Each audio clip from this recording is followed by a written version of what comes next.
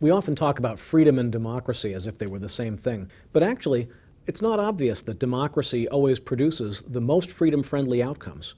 Sometimes it does. The idea that we should all be in charge of deciding our own fate certainly is more conducive to promoting freedom than if we had a tyrant to tell everybody what to do. But it's also possible for democratic structures to be against freedom. Democratic structures can marginalize minorities. Democratic structures can make the majority rule seem to be the correct thing, even if it's not the correct thing. After all, just because most people agree that something is true doesn't make it true. So there's also no reason to think that just because most people agree that something is a just policy, that that's necessarily the most just policy.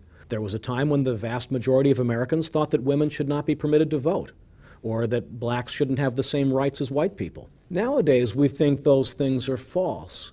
But surely it's not the number of people who thinks that they're false that makes them false. The fact of the matter is, a democratic voting system is a way to figure out what most people think. But that's not the same thing as figuring out what's right.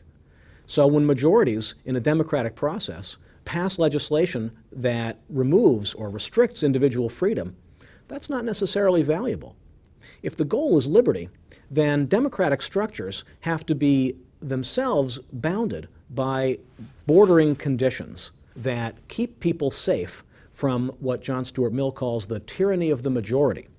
Majorities can be just as tyrannical as kings. In fact, the Greek philosopher Plato argues that in addition to this concern about tyranny of the majority, there's also a structural problem that democratic structures can become tyrannical. That is, through the people's discussion and argument and lack of direction, they will clamor for new leadership and demand that a tyrant be brought into power. This is how, historically, many tyrants have actually come into existence, through a democratic process. This is true with Napoleon. This is true for Hitler. This is true for Julius Caesar.